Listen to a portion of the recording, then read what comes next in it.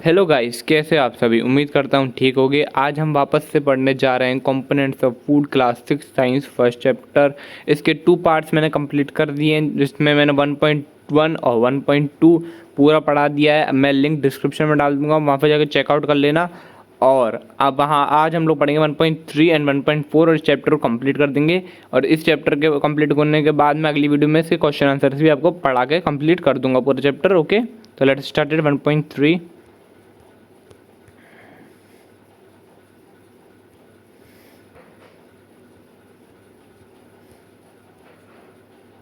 Okay, 1.3 balanced diet. The food we normally eat in a day is our diet. जो भी तुम खाना या फिर कुछ भी फूड जो तुम दिन में खाते हो वो तुम्हारी डाइट होती है। For growth and maintenance of good health, किस चीज़ के लिए? गुड हेल्थ और ग्रोथ और मेंटेनेंस, बॉडी का मेंटेन रखे, हम लोग के शरीर की जो हम लोग का जो शरीर है वो अच्छा बना रहे और हम लोग की ग्रोथ होती रहे।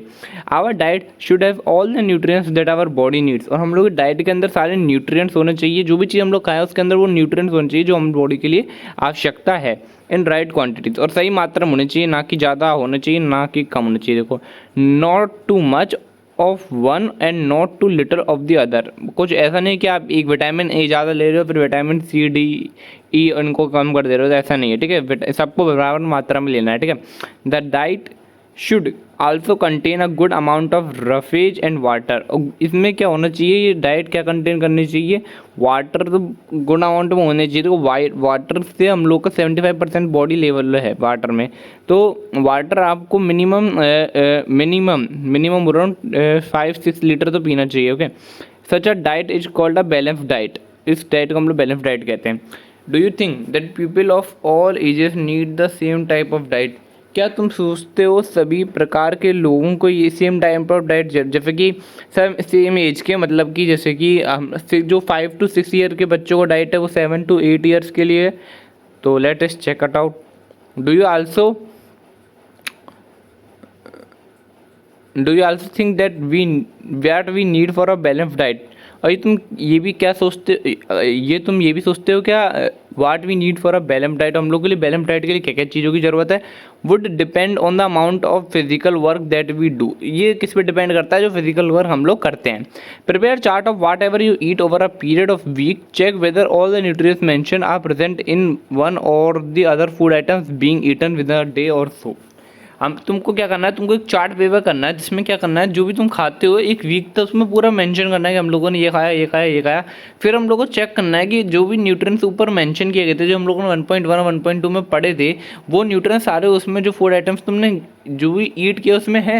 Okay, pulses, groundnut, soybean, sprouted seed, moong and Bengal gram, fermented foods, South Indian foods such as idlis, a combination of flours, misi roti, thepla made from cereals and pulses, banana, spinach, sattu, jaggery, available vegetables and other such food provide many nutrients. इतने प्रकार के जो foods में लिए गए, रोटी हो गया आपका, floor, fermented foods, pulses, ground, ये सब हम लोग को क्या करते हैं? न्यूट्रिएंट्स प्रोवाइड करते हैं। Therefore one can eat a balance diet without expensive food materials. इसलिए क्या हो पाता है कि हम लोग एक बैलेंस डाइट खा पाते हैं विदाउट एनी एक्सपेंसिव, मतलब कोई महंगी बिना फूड खाए हुए। ठीक है, eating the right kind of food is not enough, it should also be cooked. और ऐसा नहीं है कि आप रोटी, जैसे कि ऐसा नहीं है कि आप क्या बोलते हो उसे, पल्सेस तो पल्सेस डायरेक्ट खा रहे हो, पल्सेस डायरेक्ट नहीं खा रहे, पहले आप पल्सेस को बनाओगे। जैसे आपने अरहर की दाल हो गई, आपने अरहर की दाल को बनाया, उसके बाद तो आप खाओगे। तो इसलिए eating the right kind of food is not enough, ये इनफ नहीं है, आपको उसको कुक भी करना है। ओके, ठीक है। Paheli wonders what whether animal food also consist of these different components and do they also need a balance diet. Paheli सोच रही है कि एनिमल्स को भी इस टाइप के फूड की कंपोनेंट्स की ज़रूरत है और उनको भी एक बैलेंस डाइट की ज़रूरत है, properly, so that its nutrient are not lost. अच्छा, एक minute. Eating the right kind of food is not enough, it should also be cooked properly so that its nutrients are not. अब हम लोग को उसको ओवर कुकड भी नहीं करना जिससे उसके न्यूट्रिएंट्स चले जाएं, हमको ओनली ऑन परफेक्ट कुक करना है जिससे उसके न्यूट्रिएंट्स भी बने रहें। Okay, are you aware that some nutrients get lost in the process of cooking and preparation? और क्या तुम लोग को पता है इस चीज़ के बारे में कि जब हम लोग कुकिंग करते हैं तो कुछ न्यूट्रिएंट्स लॉस्ट हो जाते हैं, कुछ न्यूट्रिएंट्स बचते नहीं है फूड आइटम में. If the vegetables and fruits are washed after cutting or peeling them, it may result in the loss of some vitamins. अगर हम लोग क्या देखो वेजिटेबल्स और फ्रूट को हम लोग कट करते हैं ना, कटिंग जब उनका छिलका ऊपर का काट के उनके बाद हम लोग उनको धोते हैं पानी में, इससे क्या होता है कुछ विटामिन चले जाते हैं. Okay, the skins of many vegetables and fruits contain vitamin and minerals. और क्या बोल रहा है कि बहुत सारे वेजिटेबल्स और फ्रूट्स की जो स्किन होती है उसमें क्या होते हैं, वो क्या कंटेन करती है, वो स्किन विटामिन कंटेन करती है, vitamin and minerals. Similarly repeated washing of rice and pulses may remove some vitamin and mineral present in them. इसी प्रकार से जो हम लोग अगर राइस को लगातार धोएंगे और जो दाल उसको भी लगातार धोंगे, उससे भी कुछ विटामिन और मिनरल्स रिमूव हो जाते हैं उनमें से. Okay, we all know that cooking improves the taste of food and make it easier to digest. हम सब लोग जानते हैं कि कुकिंग एक फूड को cooking improve the taste of food, एक फूड की टेस्ट को बढ़ाती है और उसको ईजियर बना देती है, जिससे वो ईजी हम लोग की बॉडी में डाइजेस्ट हो जाए. At the same time cooking also result in the loss of certain nutrients. और सेम टाइम कुकिंग क्या करती है, बहुत सारे सर्टेन न्यूट्रिएंट्स को लॉस भी करवा देती है. मतलब जैसे बहुत सारे कुछ न्यूट्रिएंट्स होते हैं जो कुकिंग के वक्त मतलब वेस्ट हो जाते हैं. ठीक है, at the same time cooking also not many useful proteins and considerable amount of minerals are lost if excess water is used during cooking and is then thrown away. बहुत ज़्यादा at the same time cooking many useful proteins and considerable amount of minerals lost हो जाते हैं. कब lost हो जाते हैं, जब हम लोग excess water का use करते हैं cooking के द्वारा. ठीक है, और उसको जब फेंक देते हैं. Vitamin C get easily destroy by heat during cooking. Vitamin C easily destroy हो जाती है जब वो हीट की जाती है कुकिंग के द्वारा. Would it not be sensible to include some fruits and raw vegetables in our diet? और क्या ये इम्पोर्टेंट नहीं है, कुछ ये दिमागदारी नहीं है कि हम लोग कुछ ऐसे फ्रूट्स और वेजिटेबल्स को इंक्लूड करें जिसको हम लोग रॉ ले सकते हैं, मतलब जिसको हम लोग बिना कुक करे ले सकते हैं. Boojho thought that fats would be the best foods to eat. Boojho क्या सोचता है, फैट्स सबसे ज़्यादा बेस्ट फूड है ईट करने के लिए. ऑल द टाइम सब time a katori of fat will give much more energy than a katori of carbohydrate rich food, event it. तो क्या बोल रहा है कि एक कटोरी अगर हम लोग फैट खा लूँ या फिर एक कटोरी कार्बोहाइड्रेट खा लूँ, लेकिन फैट की कटोरी ज़्यादा एनर्जी देगी कार्बोहाइड्रेट के बजाय. हम लोगों ने ऊपर पढ़ा था ना कि हम लोग सेम अमाउंट ऑफ कार्बोहाइड्रेट खा लें या फिर सेम अमाउंट ऑफ फैट खा लें, लेकिन फैट ज़्यादा एनर्जी प्रोवाइड करेगा. He ate nothing but food rich. उसने कुछ नहीं खाया लेकिन फूड खाया जो रिच है इन फैक्ट्स में. Fried food like samosa and पूरी. उसने क्या खाया, समोसा पूरी खाया. Snacks, okay, malai rabri and P sweets, peda sweets. Okay, do you think he was right?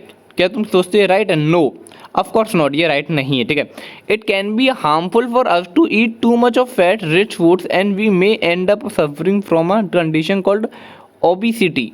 ठीक है, अभी हम लोगों ने ऊपर पढ़ रहा है कि हम लोग को न्यूट्रिएंट्स तो चाहिए, लेकिन न्यूट्रिएंट्स से मिनरल्स तो चाहिए, लेकिन उनकी क्वांटिटी बराबर होनी चाहिए, ना तो टू मच एंड ना टू शॉर्ट. हम लोग को प्रॉपर क्वांटिटी में चाहिए. अब अगर हम लोग फैट्स इनहेल करेंगे तो हम लोग को बॉडी के लिए हार्म करेगा. तो उसमें बोल रहा है it can be harmful for us to eat too much of fat. ये बहुत ज़्यादा हार्मफुल हो सकता है कि हम लोग इतना ज़्यादा फैट खाएं, rich foods, and we may end up suffering from a condition called obesity. इससे हम लोग को क्या बीमारी हो सकती है, जिसका नाम है obesity. Deficiency disease. Okay, a person may be getting enough food to eat but sometimes the food may not contain a particular nutrient. एक पर्सन काफ़ी फूड खा सकता है, इनफ फूड टू ईट, मतलब कि जैसे वो दिन में भी खा रहा है, दोपहर में भी खा रहा है, उसके बाद अच्छा खासा खाना है,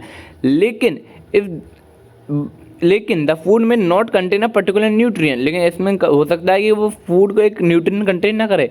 if this continues over a long period of time, और ये बहुत लंबे देर तक वो मतलब बहुत लंबे समय तक अगर वो न्यूट्रिएंट को नहीं लेगा तो फिर क्या होगा, द पर्सन में सफ़र फ्रॉम इट्स डेफिशिएंसी. फिर क्या होगा, वो पर्सन एक डेफिशिएंसी से सफ़र करेगा.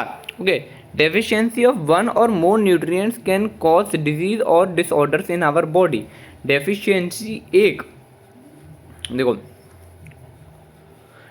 डेफिशिएंसी एक और मोर न्यूट्रिएंट्स कॉज करती है डिसऑर्डर्स इन आवर बॉडी, अलग अलग डिसऑर्डर हो जाएंगे, जैसे कि हम लोग को पैरालिसिस हो सकता है, कुछ भी हो सकता है। Disease that occur due to lack of nutrients over a long period are called deficiency disease.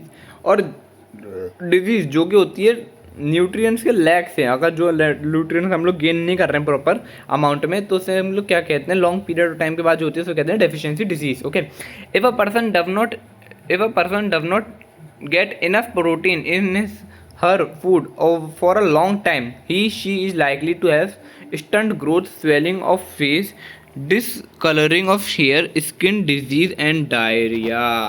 तो इसमें क्या क्या हो सकता है, अगर जो एक पर्सन है मान के चलो वो इनफ प्रोटीन नहीं खा रहा है अपने फूड में और बहुत लंबे समय तक, तो ही और she is likely to have stunt growth, उसकी ग्रोथ होगी वो बढ़ जाएगी, उसकी रुक जाएगी। स्वेलिंग ऑफ फेस, फेस पे स्वेलिंग आने लगेगी।